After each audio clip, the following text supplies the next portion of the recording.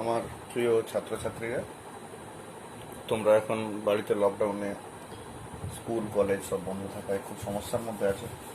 তাই তোমাদের জন্য এই ব্ল্যাকবোর্ডের ক্লাস নেওয়ার সিদ্ধান্ত নিয়েছি। আমরা 9 আর 10-এর ভৌতবিজ্ঞান এবং অঙ্ক কভার করব। সিলেবাস হয়তো অনেকটা এগিয়ে গেছে, তাই প্রথম থেকে শুরু করছি না, শুরু করছি দ্রবণ থেকে। ক্লাস 9-এর ফিজিক্যাল সায়েন্স আমরা শুরু করব দ্রবণ থেকে। আগের চ্যাপ্টারগুলো আস্তে আস্তে কভার করা হবে এবং একই রকমভাবে প্যারালালি সামনের চ্যাপ্টারগুলোর দিকেও আমরা এগিয়ে যাব। তো প্রথমেই আমরা কি পড়বো আজকে আমরা পড়ব দ্রবণ। দ্রবণ বলতে আমরা কি বুঝি? আমরা এতদিন অবধি যেগুলো জেনে এসেছি যে সাধারণত একটা পাত্রের মধ্যে কিছু পরিমাণ জল নিয়ে তার মধ্যে যদি 1 চামচ পরিমাণ আমি চিনি বা নুন এইসব যদি কিছু মিশিয়ে দিয়ে যদি জিনিসটাকে ভালোভাবে নাড়াই, যে শরবতটা তৈরি হয় তাকে আমরা কি বলি না দ্রবণ। কিন্তু এখন এই দ্রবণ পড়ার সাথে সাথে আরও কতগুলো নতুন জিনিসের সাথে আমরা সম্মুখীন হব। তো মোটের উপর আমরা প্রথম যে জিনিসটা বোঝার চেষ্টা করব যে কোনো কিছুর সাথে কোনো কিছু মিশে যায় কিভাবে। তো তোমাদেরকে একটা খেলার ছলে একটা উদাহরণ দেখে। মনে করো এইটা একটা ঘাসের জঙ্গল, কেমন? মনে করো এটা একটা ঘাসের জঙ্গল। এখানে যদি আমি একটা পিঁপড়ের কথা ভাবি, এই পিঁপড়েটা যদি এই জঙ্গলের ভিতর ঢুকে যায়, তাহলে তুমি কি আর সেই পিঁপড়েটাকে দেখতে পাবে? আমরা পাবো না এই পিঁপড়েটাকে আর দেখতে। এমনভাবে এই জঙ্গলের মধ্যে মিশে যাবে যে পিঁপড়েটাকে আর খুঁজেই পাওয়া যাবে না। কিন্তু এই জঙ্গলের ভিতর যদি একটা গরু ঢুকে যায়, তাহলে সে কেমনভাবে থাকবে? মনে করা যাক একটা গরু ঢুকে গেছে, তো গরুটা কেমনভাবে থাকবে?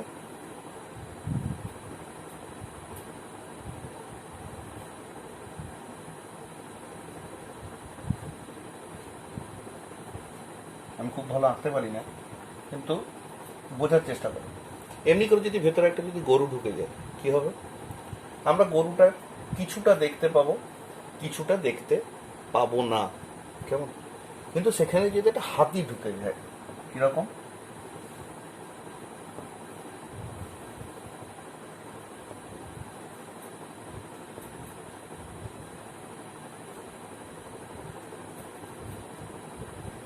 মনে করে এরকম একটা হাতি ঢুকে গেছে এই জঙ্গলের মধ্যে, কেমন?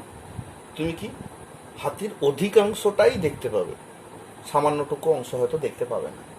তার কারণটা কি? কারণ তুমি ভাবো, এই যে এখানে ঘাসের জঙ্গল তৈরি হয়েছে, সেই জঙ্গলটা কি অ্যাকচুয়ালি না এই একটা ঘাস, তার পাশে এই একটা ঘাস, তার পাশে এই আরেকটা ঘাস। এই যে একটা ঘাসের সাথে আরেকটা ঘাসের মধ্যেখানে যে ফাঁকটুকু রয়েছে, কেমন? এই পিঁপড়েটা কিন্তু সেই ফাঁকের ভিতর ঢুকে যায়, ফলত আমরা পিঁপড়েটাকে আর দেখতেই পাই না, কেমন? কারণ পিঁপড়ের আকার এত ছোট যে এই ঘাসের ফাঁকের মধ্যে সে অনায়াসে ঢুকে যেতে পারে, ফলত আমরা পিঁপড়েটাকে আর দেখতে পাই। কিন্তু এর তুলনায় গরুর আকার অনেক বেশি, সেই ফাঁকের ভিতর ঢুকে যেতে পারে না, কিন্তু ঘাসের জঙ্গলে তাকে কিছুটা ঢেকে রাখতে পারে। এই অংশটুকু হয়তো তারা ঢেকে রেখেছে, কিন্তু তার উপরের অংশটা আমরা পরিষ্কার দেখতে পাচ্ছি। সেই তুলনায় হাতি একটা অনেক বড় প্রাণী, সে কিন্তু এই ফাঁকের ভিতর ঢুকতে পারে না, তার শরীরের অধিকাংশটাই আমরা দেখতে পাই। অর্থাৎ কোনো বস্তুর আকারের উপর নির্ভর করে বোঝা যায় যে সে কোনো কিছুর মধ্যে কেমনভাবে মিশে যাবে বা মিশে যেতে পারবে না। তো এই একই রকমভাবে আমরা ভাবো, যখন জলের সাথে চিনি মিশাই, তখন ঘটনাটা কি হয় না, এই যে একটা জলের কণা, এই আরেকটা জলের কণা, মনে করো এই আরেকটা জলের কণা, এই মনে করো আরেকটা জলের কণা, এই 4টে কণার মধ্যে ফাঁক রয়েছে কতটা না এই পরিমাণ ফাঁক আছে। এই পরিমাণ। এখন যদি একটা চিনির কণা এই আকারের হয়, সে কিন্তু অনায়াসেই এই ফাঁকে ঢুকে যেতে পারে। ফলত ঠিক পিঁপড়ে যেরকম ঘাসের জঙ্গলে হারিয়ে যায়, চিনির কণাটাও কিন্তু একই রকমভাবে এই জলের ফাঁকে হারিয়ে যাবে। তাই যখন আমরা শরবত তৈরি করার জন্য জলের মধ্যে চিনি গুলি, কিছুক্ষণ পর নাড়ানোর পরে কিন্তু আমরা এই চিনির কণাটাকে দেখতে পাই না, মনে হয় যেন অদৃশ্য হয়ে যায়। কিন্তু এইখানেই যদি আরেকটা বড় কণা হয়, মনে করো একটা বড় কণা, যে এই ফাঁকের চেয়ে যার আকার বড়, তাকে যদি আমরা এই জলের মধ্যে মেশাই, তাহলে এই বড় কণাটা কি এই ফাঁকে গিয়ে তার জায়গা করে নিতে পারবে? পারবে না। কেমন? সে তখন কি করবে? এই কণাগুলোকে একটু একটু করে ঠেলে দেওয়ার চেষ্টা করবে, বলবে এই সরে যা, সরে যা, তুই একটু সরে যা, তুই একটু সরে যা। ঠিক আমরা ভিড় বাসে যেরকম বলি দাদা একটু চেপে বসুন, দাদা একটু চেপে বসুন, বা ট্রেনে বলি দাদা একটু চেপে বসুন, 4 জনের সিট, হ্যাঁ দাদা 5 জন বসা যাবে, একটু চেপে বসুন। এই বড় কণাটা গিয়ে কিন্তু এই জলের কণাগুলোকে একটু ঠেলে ঠুলে চারপাশে সরিয়ে দিয়ে নিজের মতন একটা জায়গা করে নিয়ে বসার চেষ্টা করবে। এক্ষেত্রে কিন্তু এই কণাটা পুরোপুরি এখানে হারিয়ে যাবে না। কেমন? অনেকটা এই গরুটা যেরকম ঘাসের জঙ্গলে ঢুকেছিল, ঠিক সেরকম পুরোপুরি হারিয়ে যাবে না। কেমন? আবার তাকে পুরোপুরি দেখাও যাবে না, একটা মাঝামাঝি অবস্থা। আর কি এর চেয়েও যদি একটা বড় কণা হয়, তো কি হবে? সে এই ফাঁকে আর ঢুকতেই পারবে না। ফলত তুমি দেখবে এইরকম ধরনের জিনিস, আমি একটা পাথরের টুকরো একটা জলের গ্লাসের মধ্যে ফেলে দিই, কি হবে? একটা জলের গ্লাসের মধ্যে যদি আমি একটা পাথরের টুকরো যদি ফেলে দিই, তাহলে কি হবে? এই পাথরের টুকরোটা জলের তলায় গিয়ে থিতিয়ে পড়ে যাবে, অদৃশ্য তো হবেই না, যেমন ছিল প্রায় তেমনই থাকবে। কাজেই কণার আকারের উপর নির্ভর করে যে সেই কণা কোনো জলের মধ্যে বা জল জাতীয় কোনো তরলের মধ্যে বা অন্য একটা কোনো পদার্থের মধ্যে কেমনভাবে মিশবে। কণাটার আকার এবং সে যার সাথে মিশছে তার কণাগুলোর মাঝে যে ফাঁক, এই দুটো জিনিসের উপর নির্ভর করছে সে কেমনভাবে মিশবে। যে কণাটা মিশতে চাইছে তার আকার যদি যে কণার মধ্যে মিশবে তার ফাঁকের আকারের চেয়ে ছোট হয়, তাহলে অনায়াসে মিশে যাবে। যদি বড় হয় এইটার মতন, তাহলে মিশতে পারবে না। কেমন? আর যদি এই ফাঁকের চেয়ে সামান্য বড় হয়, তাহলে ঠেলে ঠুলে নিয়ে একটা জায়গা করার চেষ্টা করবে। তো এই কণার আকার এবং কণার ফাঁকের আকারের উপর নির্ভর করে বিভিন্ন রকম মিশ্রণ হয়ে থাকে। তো এখানে দুটো জিনিস জেনে নেওয়া দরকার। দ্রবণ পড়তে গেলে প্রথম যে দুটো জিনিস জানা দরকার সেটা হচ্ছে দ্রাবক, আর একটা জিনিস জানা দরকার সেটা হচ্ছে দ্রাবক। অনেক সময় এটা একটু গুলিয়ে যায়, একটু বোঝার চেষ্টা করো। যে শব্দের শেষে ক আছে, কেমন? এই কটা কি বোঝায়? কটা এটা এটা একটু বাংলা ভাষা বোঝাচ্ছি, কেমন? মানে বাংলার গ্রামার শুনতে একটু বিরক্ত লাগতে পারে হয়তো কারো, কিন্তু একটু শিখে রাখো। এই কটা বোঝায় যে করে। কি করে? না যেরকম ধরো উদাহরণ দিতে পারি, কৃষক। কৃষকের এই শেষ কটা কি বোঝায়? যে কৃষি করে। শিক্ষক, শিক্ষকের এই শেষের কটা কি বোঝায়? না যে শিক্ষা প্রদান করে। কেমন? তো একই রকম ভাবে দ্রাবক, তার এই শেষের কটা কি বোঝাচ্ছে? না যে দ্রবীভূত করে। কেমন? আর দ্রাবক সে কি? না যে দ্রবীভূত হয়। অনেকটা এরকম ধরনের ব্যাপার। ধরো যে তোমার বাড়ি নেই, তুমি একটা ভাড়া বাড়ি নিতে চাও। কেমন? তাহলে একজনের বাড়ি আছে, তার বাড়িতে সে নিজে থাকার পরেও কিছুটা ফাঁকা জায়গা আছে, একটা বা দুটো ঘর ফাঁকা পড়ে আছে। সে সেই ঘরে কি করবে? অন্য কাউকে থাকতে দিতে পারে, ভাড়াতে থাকতে দিতে পারে। দ্রাবক অনেকটা এইরকম, এই বাড়িওয়ালার মতো। তার নিজের বাড়ি, কিন্তু তার বাড়িতে এক্সট্রা জায়গা আছে, সেই জায়গাতে সে আরেকজনকে থাকতে দিতে পারে। কাকে থাকতে দেবে? না সেটা হচ্ছে দ্রাবক, অর্থাৎ ভাড়াটিয়া। কেমন? কাজে আমরা যদি বাড়ির সাথে তুলনা করি, দ্রাবক হচ্ছে বাড়িওয়ালা, যে নিজে থাকার ঘরে অন্যজনকে ভাড়াতে থাকতে দিচ্ছে, জায়গা দিচ্ছে। আর দ্রাবক যে অন্যের বাড়িতে জায়গা পাচ্ছে। কেমন?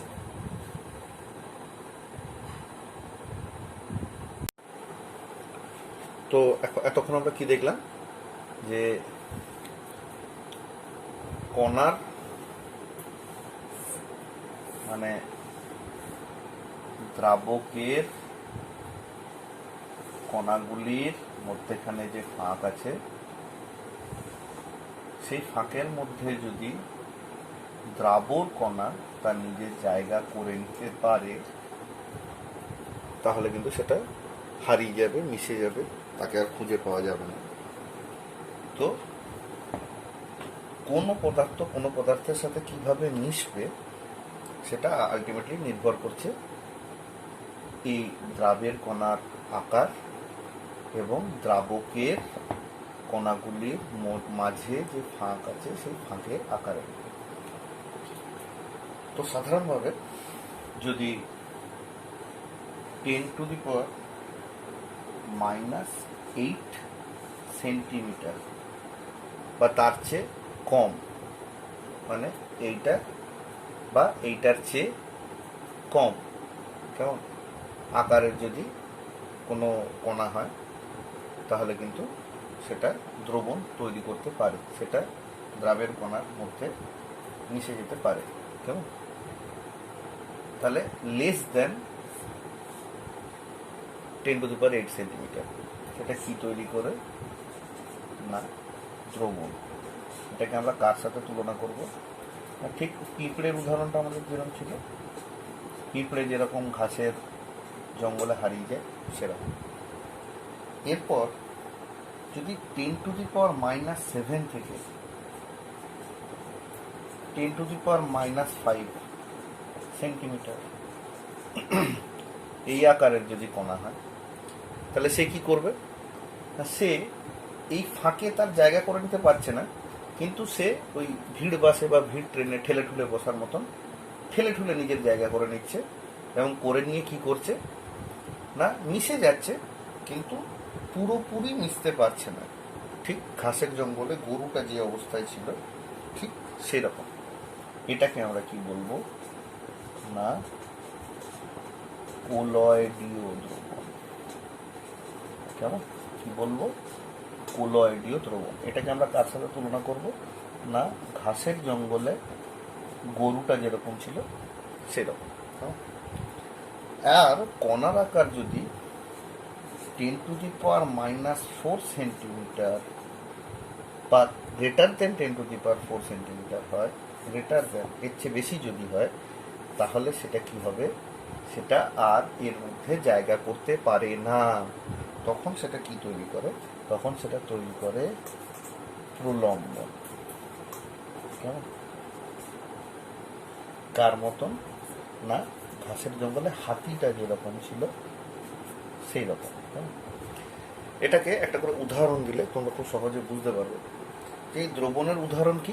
দ্রবণের উদাহরণ হচ্ছে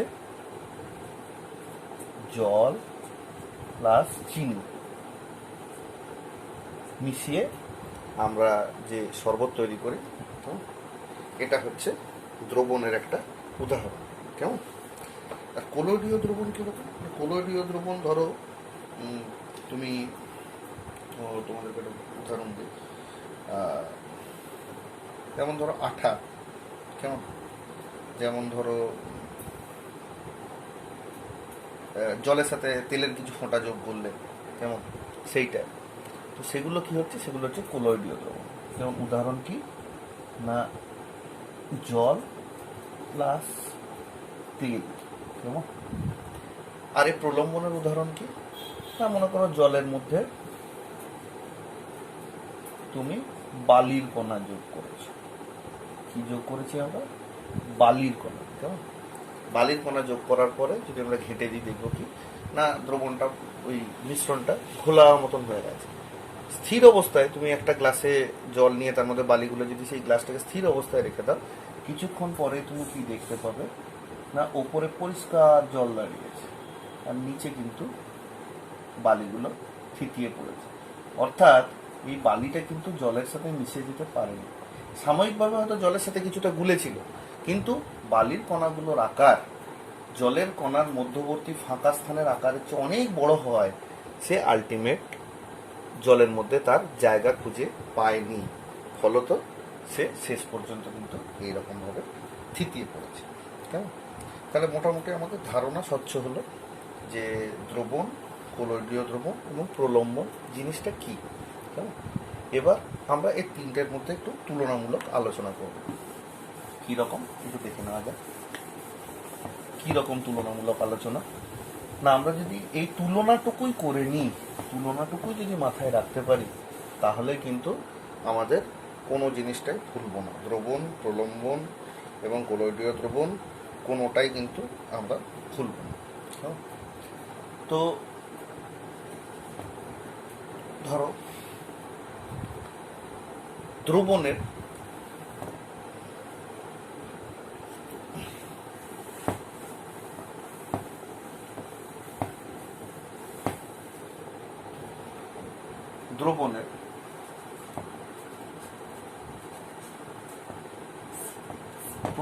প্রথম যে ধর্মটা, দ্রবণ, এখানে করি দ্রবণ, এখানে করি ধরো কোলয়েড, আর এখানে করি ধরো প্রলম্বন। কেমন? দ্রবণের প্রথম শর্ত কি? না সমসত্ব। আচ্ছা, সমসত্ব কথাটার মানে কি? সমসত্ব কথাটার মানে কি? কেমন? সমসত্ব মানে হচ্ছে তুমি কোনো দ্রবণের যে কোনো অংশ থেকে, মনে করো তোমার কাছে এই একটা গ্লাসে চিনি শরবত করে দেওয়া আছে, তুমি গ্লাসের এই তলা থেকে যদি ড্রপারে করে কিছুটা তুলে নিয়ে দেখো, বা উপর থেকে কিছুটা ড্রপারে করে তুলে নিয়ে দেখো, সেটাকে যদি আমরা পরীক্ষা করে যদি দেখবো এখানেও জল এবং চিনির অনুপাত যা আছে, এখানেও জল এবং চিনির অনুপাত তাই আছে। অর্থাৎ দ্রবণের মধ্যে যে কোনো জায়গা থেকে যদি কিছু পরিমাণ স্যাম্পল বা নমুনা তুলে নিয়ে তার বিশ্লেষণ করা হয়, দেখা যাবে সেখানে জল এবং চিনি অর্থাৎ দ্রাব্য এবং দ্রাবক সমান অনুপাতে আছে। তো যে ক্ষেত্রে দ্রাব্য এবং দ্রাবক সমান অনুপাতে থাকে সর্বত্র যে কোনো জায়গায়, সেরকম মিশ্রণকে আমরা কি বলি? না সমসত্ব মিশ্রণ। তো সমসত্ব কথাটার মানে কি? না দ্রাব্য প্লাস দ্রাবক, প্লাস বলবো না আমরা, ধরো দ্রাব্য ইজ টু দ্রাবক সর্বত্র সমান, অর্থাৎ দ্রাব্য এবং দ্রাবকের অনুপাত সর্বত্র সমান। কেমন? তো এই দ্রবণ কি? দ্রবণ সব সময় সমসত্ব, সব সময় সমসত্ব। তুমি যে কোনো রকম প্রকৃত দ্রবণ, চিনির শরবত, জলের শরবত, নুনের শরবত, এই জাতীয় দ্রবণ যা রয়েছে তাকে সবসময় পরীক্ষা করলে দেখতে পাবে, যে কোনো জায়গা থেকে যেটা স্যাম্পেল নিয়ে পরীক্ষা করে দেখো, দেখবে দ্রাব্য এবং দ্রাবক সর্বত্র একই অনুপাতে আছে। অর্থাৎ প্রকৃত দ্রবণ মাত্রেই কিন্তু সমসত্ব। কেমন? কোলয়েড কিন্তু সেখানে সমসত্ব নয়। কারণ কি? না কোলয়েড ওই যে বললাম কি করে, না ঠেলে ঠুলে জায়গা করে নেওয়ার চেষ্টা করে। তো ভাবো একটা ভিড় ট্রেনে, একটা ট্রেনের সব সিট ভর্তি হয়ে আছে, একটা বাসের সব সিট ভর্তি হয়ে আছে। কেমন? এই অবস্থায় বাসে যদি আরো নতুন করে 10 জন প্যাসেঞ্জার ওঠে, 10 জন প্যাসেঞ্জারই কি ঠেলে ঠুলে জায়গা করে নিতে পারবে? পারবে না। কেমন? কেউ হয়তো বলবে দাদা একটু চেপে বসুন, তাতে হয়তো লোকটা রাজি হবে, সে হয়তো একটু জায়গা ছেড়ে দেবে। এমনি করে হয়তো 10 জনের মধ্যে 2 জন তার নিজের জায়গা খুঁজে পাবে, কিন্তু বাকি 8 জনকে হয়তো দাঁড়িয়ে থাকতে হবে। একই রকমভাবে কোলয়েডের ক্ষেত্রে কি হয় না, বড় কণাগুলো, দ্রাবের বড় কণাগুলো কোনো ক্ষেত্রে ঠেলে ঠুলে জায়গা করে নিতে সফল হয়, কোনো ক্ষেত্রে সফল হয় না। ফলত কোথাও তারা দ্রাবকের অণুর ফাঁকে ফাঁকে, কণার ফাঁকে ফাঁকে জায়গা পায়, কোথাও পায় না। কেমন? ফলত আমরা যদি কোলয়েডের বিভিন্ন জায়গা থেকে স্যাম্পেল নিই, তাহলে কিন্তু সর্বত্র দ্রাব্য এবং দ্রাবকের কণাগুলোর সমান অনুপাত পাবো না। ওই জন্য কোলয়েড কি হয় না অসমসত্ব, কোনোদিনই সমসত্ব নয়। একই রকমভাবে প্রলম্বন, সে তো আরো বড় কণা, তাহলে সে অবভিয়াসলি জায়গা পাবে না, নিশ্চয়ই জায়গা পাবে না দ্রাবকের কণাগুলির ফাঁকে। ফলত তাকেও হতে হবে কি না অসমসত্ব, সেও অবশ্যই হবে অসমসত্ব। কেমন? সেকেন্ড জিনিস হচ্ছে কি না স্বচ্ছ। স্বচ্ছতার কারণ কি না, দ্রবণের মধ্যে যখন আমরা দ্রাব্য যোগ করি, দ্রাবের কণা এতটাই ছোট, সে দ্রাবকের কণার ফাঁকে ঢুকে গিয়ে হারিয়ে যায়, তাকে আর দেখা যায় না। ফলত আমরা মানে কি তাকে যেহেতু আর খুঁজে পাই না, তাকে আর দেখতে পাই না, ফলত ওটা স্বচ্ছ। আমি এক গ্লাস জলকে কখন বলবো স্বচ্ছ? যখন জলের মধ্যে জল ছাড়া আমি আর অন্য কিচ্ছুকে দেখতে পাচ্ছি না, তখন সে স্বচ্ছ। জলের মধ্যে যখন চিনি যোগ করছি, চিনির কণাগুলো জলের কণার ফাঁকে ফাঁকে গিয়ে ঢুকে যাচ্ছে এবং অদৃশ্য হয়ে যাচ্ছে, ফলে জল স্বচ্ছ। কেমন? ফলে জল ও চিনির দ্রবণ স্বচ্ছ। তো দ্রবণ মাত্রেই দ্রাবের কণা দ্রাবকের ফাঁকে ফাঁকে কিন্তু হারিয়ে গেছে, তাদেরকে দেখা যাচ্ছে না। কাজেই প্রকৃত দ্রবণ কিন্তু সব সময় স্বচ্ছ হবে। কেমন? কিন্তু আমি যদি কোলয়েডের ক্ষেত্রে দেখি, কোলয়েডের কি বললাম না, কিছু কিছু কণা ঠেলে ঠুলে জায়গা করে নিতে সফল হয়, অধিকাংশ কণাই পারে না। কেমন? ফলত তাদেরকে আমরা দেখতে পাবো, তারা হারিয়ে যেতে পারবে না। গরুটা যেরকম ছিল, তার কিছুটা দেখা যাচ্ছিল, কিছুটা দেখা যাচ্ছিল না। কেমন? এক্ষেত্রেও কিছু কণা লুকোতে পারবে, কিছু কণা লুকোতে পারবে না। তো যেহেতু কিছু কণা লুকোতে পারবে না, তাদেরকে যেহেতু আমরা দেখতে পাবো, ফলত সেই মিশ্রণটা স্বচ্ছ থাকবে না। ফলত এটা কি হবে? এটা হবে অস্বচ্ছ। একই রকম ভাবে প্রলম্বনে তো আরো বড় কণা। গরু যদি ঘাসের জঙ্গলে লুকোতে না পারে, তাহলে হাতে কি করে লুকাবে? কেমন? তাহলে অবশ্যই প্রলম্বনও কিন্তু হবে অস্বচ্ছ। কেমন? আচ্ছা, 3 নম্বর পয়েন্ট যেটা, সেটা হচ্ছে কণার ব্যাস। কেমন? আমরা আগেই বলেছি যে যদি ছোট কণা হয়, তারা দ্রবণ তৈরি করতে পারে। কত ছোট না, 10⁻⁻8 সেন্টিমিটার বা তার চেয়েও ছোট, মানে less than or equal to 10⁸ centimetre. এই এই এই মাপের কণা, এই মাপের বলতে কি এত ব্যাসার্ধের? কখনোই না, ব্যাসার্ধ নয় কিন্তু, এত ব্যাসের কণা। কেমন? এত ব্যাসের কণা।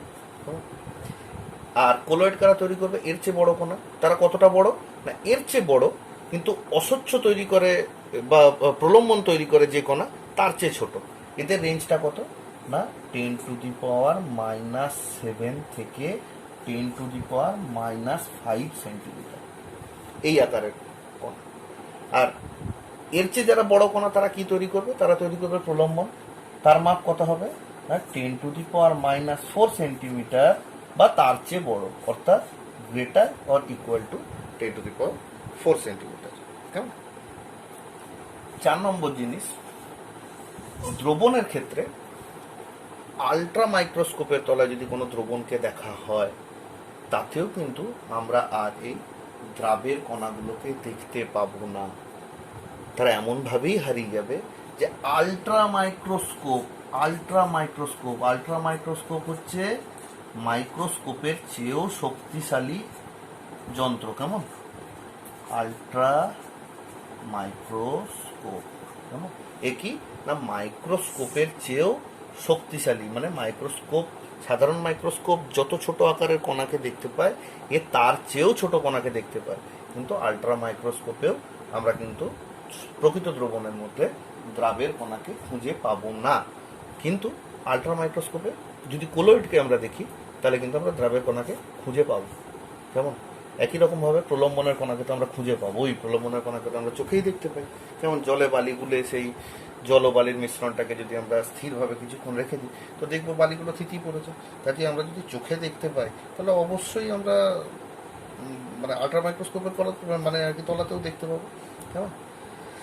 এরপর হচ্ছে থিতিয়ে পড়ার প্রবণতা। কেমন? থিতিয়ে পড়ার প্রবণতা বলতে কি বুঝে, যে একটু আগেই বললাম, প্রলম্বনের উদাহরণটা দিয়ে তোমাদেরকে বললাম যে প্রলম্বনের ক্ষেত্রে কি হয় না, কণাগুলোকে কিছুক্ষণ স্থিরভাবে রেখে দিলে তারা থিতিয়ে পড়ে। কেমন? সেক্ষেত্রে দ্রবণে কিন্তু কোনোদিনই থিতিয়ে পড়বে না, কোনোদিন থিতিয়ে পড়বে না, দ্রবণে থিতিয়ে পড়া সম্ভব না। কেমন? দ্রবণকে একটা অনন্তকাল ধরে রেখে দাও, কেমন, তাতেও কিন্তু কোনো কণা থিতিয়ে পড়বে না। কেমন? তাহলে এখানে থিতিয়ে পড়ে না।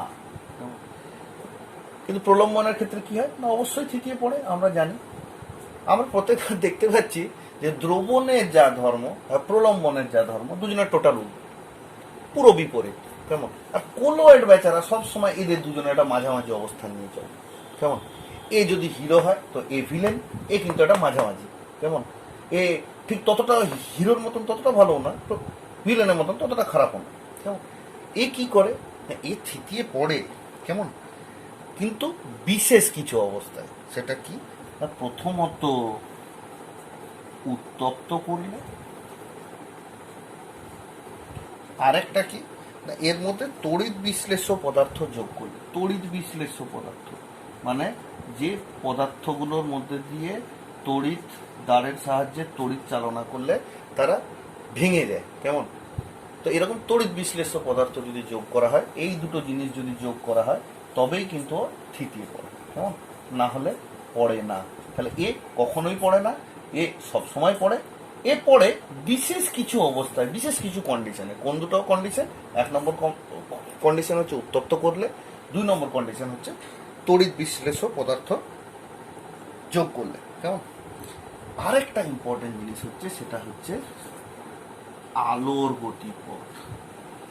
আলোর গতিপথ জিনিসটা কি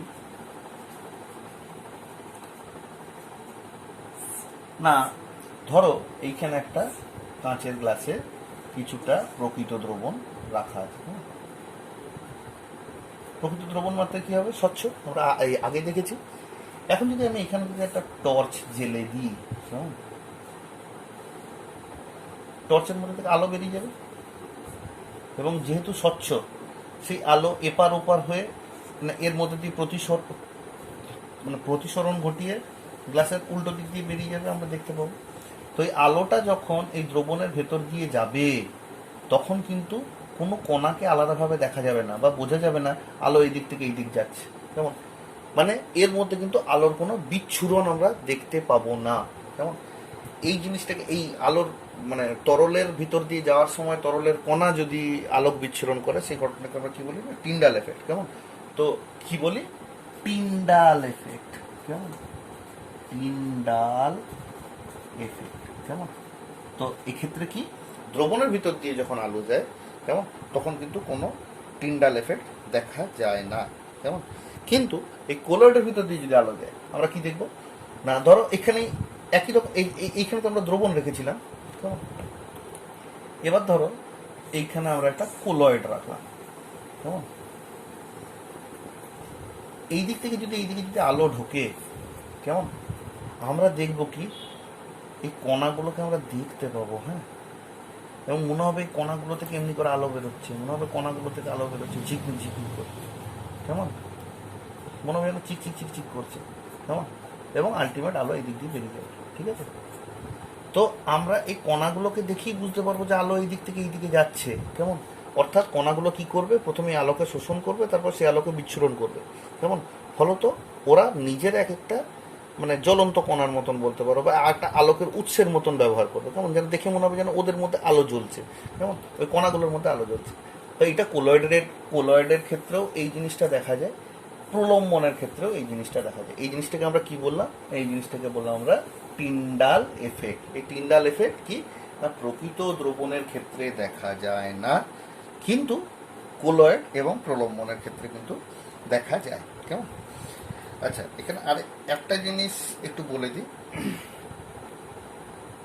এইখানে আমরা যখন থিতি পড়ার কথাটা বলছিলাম, কেমন, যে দ্রবণের মধ্যে মানে একটা দ্রবণকে অনন্তকাল রেখে দিলেও তার মধ্যে দ্রাবের কণাগুলো থিতিয়ে পড়ে না, প্রলম্বনে তো সবসময়ই পড়ে।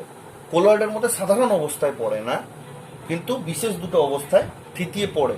তো সাধারণ অবস্থায় কি হয়? কোলয়েডের মধ্যে দ্রাবের কণাগুলো সাধারণ অবস্থায় কি হয় না, এইটা যদি একটা পাত্র হয়, এর পাত্রের মধ্যে যদি এইটা যদি দ্রাব হয়, আর এইগুলো যদি দ্রাবের কণা হয়, কেমন, এরা কি করে? ইতস্তত বিক্ষিপ্ত দৌড়াদৌড়ি করে, ছুটে বেড়ায়। কেমন? ইতস্তত বিক্ষিপ্ত ছুটে বেড়ায়, কখনো স্থির হয়ে এক জায়গায় থাকে না। এই যে ইতস্তত বিক্ষিপ্ত বিরামহীন ভাবে ছুটে বেড়ায়, এই গতিটাকে আমরা কি বলি না, ব্রাউনীয় গতি। এই ব্রাউনীয় গতি আমরা কিন্তু গ্যাসের কণার ক্ষেত্রেও দেখতে পারি। যেমন গ্যাসের কণাও এক জায়গায় স্থির হয়ে থাকে না, ক্রমাগত দৌড়াদৌড়ি করতেই থাকে। হ্যাঁ, এইটাকে আমরা কি বলি না, ব্রাউনীয় গতি। ঠিক আছে? এরপর একটা জিনিস আমরা দেখব,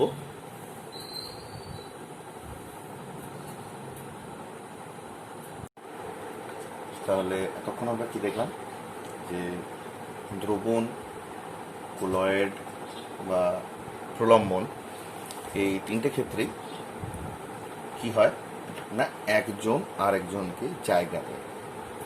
একজন তার নিজের ঘরে আরেকজনকে জায়গা দেয়। যেমন বাড়িওয়ালা ভাড়াটিয়াকে নিজের বাড়িতে থাকতে দেয়, সেমনি এখানেও একজন বাড়িওয়ালার মতন আরেকজনকে ভাড়াটিয়া হিসেবে থাকতে দেয়।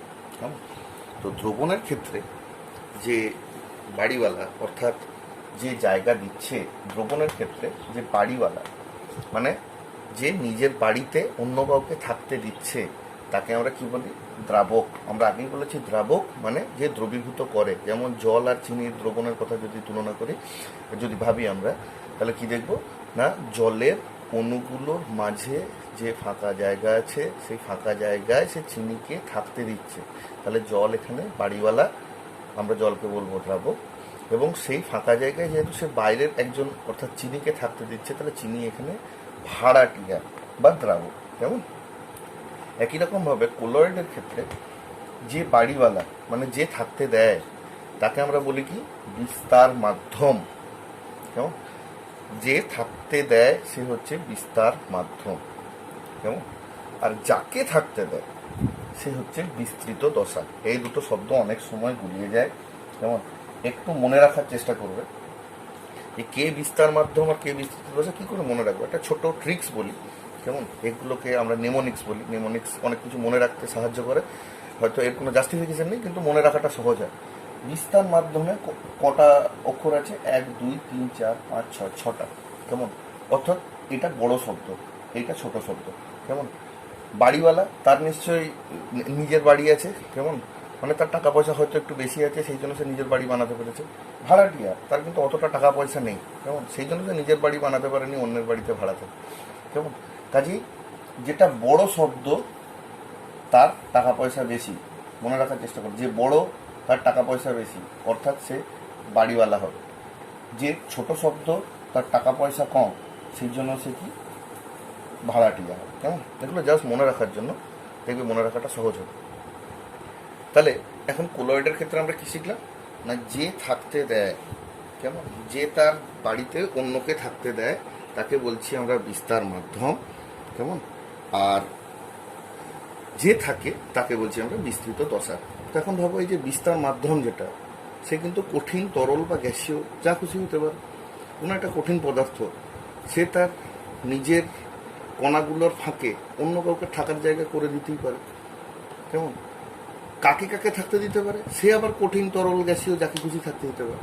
তার কাছে বাড়িওয়ালা যদি কঠিন হয়, সে কাকে কাকে জায়গা দিতে পারে না, কঠিনকেও দিতে পারে, তরলকেও দিতে পারে, গ্যাসীয়কেও দিতে পারে। কেমন?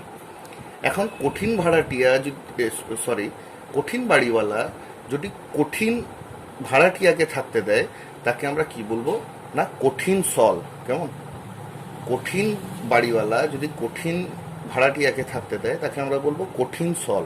তার উদাহরণ কি, ধাতু সংকর এবং রঙিন কাঠ। এখানে সংকর মানে বানানটা একটু মানে কি মাথায় রেখো, দন্ত স দিয়ে সংকর লিখলে সেটার মানে হয় মিশ্রণ। হ্যাঁ, আর তালিবস্য যদি এখানে বসে যায়, তাহলে কিন্তু সেটা মহাদেব বা শিব ঠাকুরের নাম হয়ে যাবে। কেমন?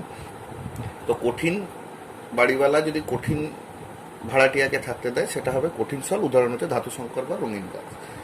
আবার কঠিন বাড়িওয়ালা যদি তরল ভাড়াটিয়াকে থাকতে দেয়, তাকে আমরা কি বলবো, জেল। কেমন? এর উদাহরণ কি না, জেলি, দই, এইসব। কেমন? মানে এখানে কি হচ্ছে না, কঠিনের ফাঁকে ফাঁকে তরল পদার্থ তার মানে কি জায়গা পাচ্ছে। ঠিক আছে? সেগুলোর উদাহরণ কি, জেল, যেমন জেলি, দই ইত্যাদি। কঠিন যদি গ্যাসীয় পদার্থকে থাকতে দেয়, তাহলে সেটাকে আমরা কি বলবো না, কঠিন ফোম। উদাহরণ কি, ঝামা পাথর, কেক। কেক তোমরা দেখেছো, কেক যদি কেউ বাড়িতে বানাও তাহলে দেখতে পাবে কেকে অ্যাকচুয়ালি কী হয়, কেকে আমরা বেকিং পাউডার দিই। কেমন? বেকিং পাউডার মানে কি, পাউডারটা বেসিক্যালি কি না, এটা হচ্ছে সোডিয়াম বাইকার্বনেট, যেটা গরমে কার্বন ডাইঅক্সাইড তৈরি করে। সেই কার্বন ডাইঅক্সাইড বিন্দু বিন্দু আকারে কেকের ভেতর থেকে বেরিয়ে আসার চেষ্টা করে। তাহলে তখন কি হয় না, কেকটা ফাঁপা ফাঁপা হতে শুরু করে। যে রাস্তা দিয়ে সে বেরিয়ে আসবে, সেই রাস্তাটাতে সে কেকের অন্য ময়দা ফয়দা ইত্যাদি যেসব মেটেরিয়ালগুলো আছে তাকে সরিয়ে নিজের জায়গা করে ওই ওপরে বেরিয়ে আসবে। ফলত কেক ফ্লাফি হয়, ফাঁপা হয়, তুলতুলে হয়। কেমন? এবং কেকের মধ্যেও কিন্তু বেশ কিছুটা কার্বন ডাইঅক্সাইড থেকে যায়। কেমন? তো ওই জন্য তুমি বুঝতে পারছো কেকে কি হচ্ছে না, কার্বন ডাইঅক্সাইডটা কার মধ্যে থাকছে, কেকের যে কঠিন পদার্থগুলো যেগুলো দিয়ে কেক তৈরি হয়, ময়দা, আটা ইত্যাদি, তার মধ্যে কার্বন ডাইঅক্সাইড গ্যাস ঢুকে থাকছে। ঝামা পাথরও কিন্তু একই রকম ঘটনা ঘটে। কেমন? এবার যদি ভাড়াটিয়া তরল হয়, কেমন, সেই তরল বাড়িওয়ালা যদি কঠিন কোনো ভাড়াটিয়াকে থাকতে দেয় তাকে আমরা কি বলবো না সল। তার উদাহরণ কি না রং, স্টার্চ, মানে তোমার স্টার্চের দ্রবণ, সালফার সল, গোল্ড সল। কেমন? তরল বাড়িওয়ালা যদি তরল ভাড়াটিয়াকেই থাকতে দেয় তাকে আমরা কি বলবো না ইমালশন। এই শব্দটা মাথায় রেখো, এইটা নিয়ে আমরা পরে একটু পড়বো। কেমন? কি বলে না ইমালশন। এই শব্দটা তোমরা হয়তো শুনে থাকতে পারো, রঙের দোকানে দেখবে যখন আমরা রং কিনি তখন আমরা বলি ইমালশন পেন। কেমন? হয়তো না বুঝেই বলতাম একদিন অবধি, কিন্তু এবার থেকে বলার সময় আমরা বুঝে বলবো যে কেন এটাকে আমরা ইমালশন বলছি। কেমন? তার উদাহরণ হচ্ছে দুধ এবং শ্যাম্পু, আরও আছে। আর তরল বাড়িওয়ালাই যদি কোনো গ্যাসীয় ভাড়াটিয়াকে থাকতে দেয় তাকে আমরা কি বলবো না ফোম। মানে আমরা বাড়িতে যে সাবানের ফেনা তৈরি করি, কেমন, যেরকম তুমি একটা বালতিতে জল নিলে তার মধ্যে কিছু পরিমাণ ডিটারজেন্ট বা ওয়াশিং পাউডার দিয়ে ভালো করে যদি ওটাকে নাড়াও, তাহলে আমরা কি দেখবো জলটাতে আস্তে আস্তে সাবানের ফেনা তৈরি হচ্ছে। এখানে কি হচ্ছে না জলের মধ্যে বায়ু ঢুকে যাচ্ছে, জলের মধ্যে বায়ু ঢুকে যাচ্ছে। কেমন? জলের মধ্যে বায়ু জায়গা পাচ্ছে। যেরকম দেখবে মেলাতে একটা খেলনা কিনতে পাওয়া যায় যে ছোট্ট একটা বাটিতে কিছুটা ফেনা জল নিয়ে তার মধ্যে একটা গোল রিংয়ের মতন জিনিস ডুবিয়ে সেই রিংটার মধ্যে ফু দিলে তার থেকে অনেক বড় বড় ফেনার বাবল তৈরি হয়ে বেরিয়ে যায়। তুমি এখানে কি করছো না গোল রিংটার মধ্যে কিছুটা সাবানের ফেনা আছে, তুমি তার মধ্যে ফু দিয়ে আরো বেশি করে বায়ু ঢোকাচ্ছ, ফলে একটা বড় বাবল তৈরি হচ্ছে। কেমন? তাহলে এখানে তুমি যে বায়ুটা দিচ্ছ সে কার মধ্যে আশ্রয় পাচ্ছে, কার মধ্যে মানে জায়গা পাচ্ছে না ওই তরলটার মধ্যে, ফলে সে একটা ফোম তৈরি করছে। কেমন? তাহলে সাবানের ফোম অ্যাকচুয়ালি কি না তরল বাড়িওয়ালার বাড়িতে গ্যাস ভাড়াটিয়া যদি থাকে তাকে আমরা কি বলবো না ফোম। তার উদাহরণ হচ্ছে সাবানের ফেনা। কেমন? এবার বাড়িওয়ালা যদি গ্যাস হয়, গ্যাস যদি কোনো কঠিনকে থাকতে দেয় তাকে আমরা কি বলবো না কঠিন এরোসল। তার উদাহরণ কি না বায়ু আর ধোঁয়া ইত্যাদিতে ভাসমান যে ধূলিকণাগুলো। যেমন তোমরা ভূগোল পড়ার সময় এরোসল শব্দটা পড়েছো বা হয়তো ভবিষ্যতে পড়বে, যে বৃষ্টি হওয়ার অন্যতম প্রধান কারণ এরোসল। কেমন? তো এরোসল জিনিসটাকে তুমি ভাবো না একটা ধূলিকণা। কেমন? সে কিন্তু বায়ুর মধ্যে ভেসে বেড়াচ্ছে। কেন ভেসে বেড়াচ্ছে না বায়ুর কণার ফাঁকের যে জায়গা সেই জায়গাতে সে আশ্রয় পাচ্ছে বা পাওয়ার চেষ্টা করছে, ফলে সে কিন্তু পৃথিবীতে থিতিয়ে পড়ছে না, সে ভেসেই থেকে যাচ্ছে। তাহলে কে না ধূলিকণা একটা কঠিন বস্তু, সে কার মধ্যে আশ্রয় পাচ্ছে না বায়ুর মধ্যে বা ধোঁয়ার মধ্যে, অর্থাৎ কোনো গ্যাসীয় পদার্থের মধ্যে। তাই তাকে আমরা কি বলবো না কঠিন এরোসল। কেমন? একই রকমভাবে গ্যাসীয় বাড়িওয়ালার বাড়িতে যদি তরল ভাড়াটিয়া থাকে তাকে আমরা কি বলবো না তরল এরোসল। তার উদাহরণ কি কুয়াশা বা মেঘ। কুয়াশা আমরা দেখেছি। কেমন?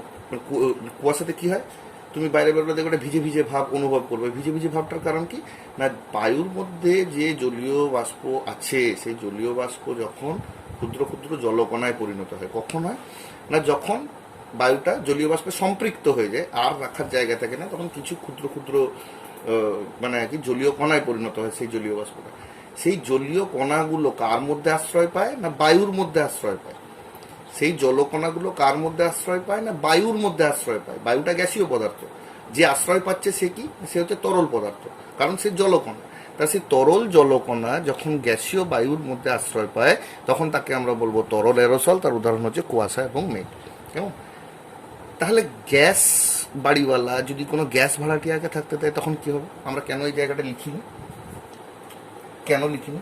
কারণ গ্যাসের সাথে গ্যাসের কোনোদিন কোলয়েড তৈরি হয় না। গ্যাসের সাথে গ্যাসের কোনোদিন কোলয়েড তৈরি হয় না।